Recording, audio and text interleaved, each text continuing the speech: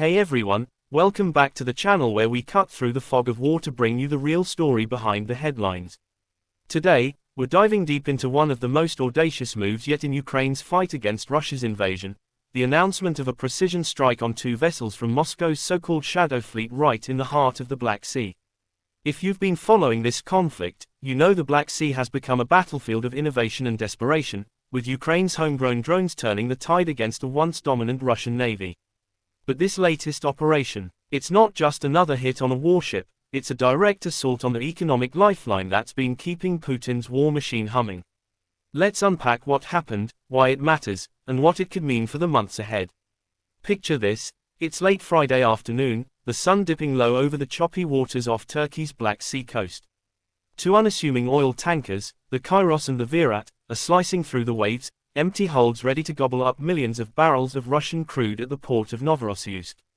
These aren't your gleaming supertankers from the ExxonMobil catalogue, they're weathered workhorses, flagged under obscure registries, insured by phantom companies, and crewed by a mix of nationalities who've signed on for the hazard pay. They're part of Russia's Shadow Fleet, a shadowy armada of over 600 vessels that's been dodging Western sanctions since the full-scale invasion kicked off in 2022.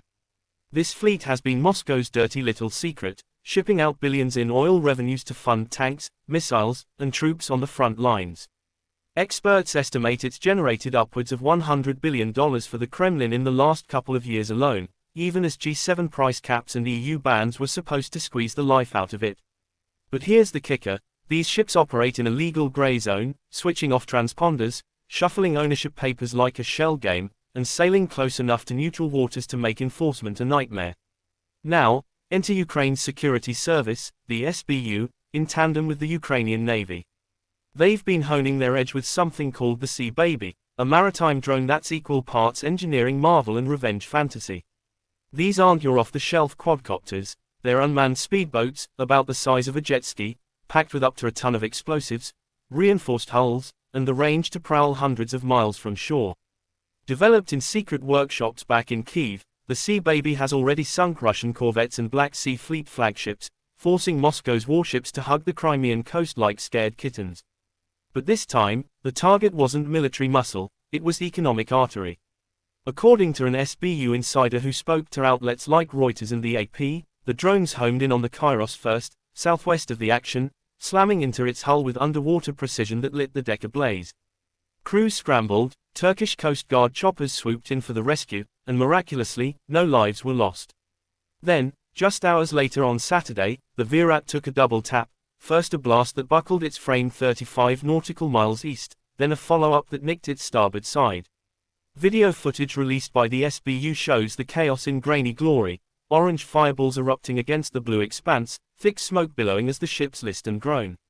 Why these two? Well, neither was carrying cargo at the time, they were inbound to Novorossiysk to load up for the next run to India or China, where Russian Urals crude still fetches a premium despite the sanctions. But don't let the empty tanks fool you, disabling them now is like pulling the plug on a $70 million payday for Putin. The Kairos, sanctioned by the EU back in July, and the Virat, hit with US penalties in January and followed by a chorus of allies, were prime suspects in the sanctions evasion racket. Open Sanctions, that watchdog database tracking these ghost ships, flags them as high risk for everything from ownership laundering to environmental roulette. These old hulls are prone to spills, and one wrong hit could turn the Black Sea into a tar pit. Ukraine's message here is crystal clear, nowhere is safe.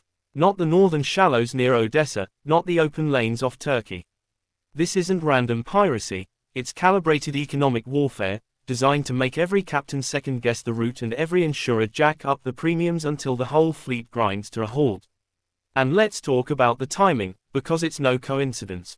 This strike dropped right as Russia was lobbing 3 dozen missiles and a swarm of drones at Ukrainian cities, killing at least 3 in Kyiv overnight. It's tit for tat on steroids, but Ukraine's playing a smarter game, hitting where it hurts without escalating to full-on naval Armageddon. Remember, the Black Sea was supposed to be Russia's pond after they seized Snake Island and Crimea, but Kyiv's drone navy has flipped the script. They've sunk or damaged over a third of the Black Sea fleet, cleared grain corridors for exports, and now they're venturing into the southwest quadrant, brushing up against NATO's backyard.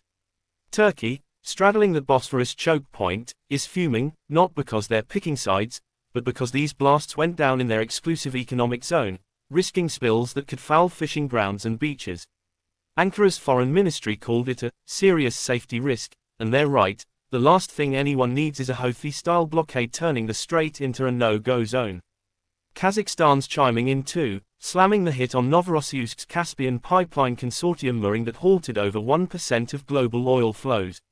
That's the pipeline snaking from their fields through Russia. Suddenly, everyone's got skin in this game. Zooming out, this feels like a pivot point in the energy war that's been simmering since day one. Ukraine's been methodically torching refineries with long-range drones for months. Think Samara or Volgograd, where flames shot 100 meters high and slashed Moscow's refining capacity by 15%. But going after the fleet, that's next-level asymmetric warfare, forcing Russia to reroute shipments around Africa or through riskier Arctic lanes, all while oil prices tick up and Western consumers foot the bill. Putin's response so far has been muted, state media's downplaying it as minor incidents, but you can bet the FSB's heads are rolling for letting drones slip through. Will this prompt a surge in air defenses over the ports, or maybe hybrid tricks like fake tanker convoys? And on the flip side, could it finally shame the West into tougher enforcement? The US and EU have sanctioned hundreds of shadow vessels, but seizures are rare, too many flags of convenience, too little political will. As we wrap this up, one thing's undeniable: Ukraine's proving that innovation beats brute force every time.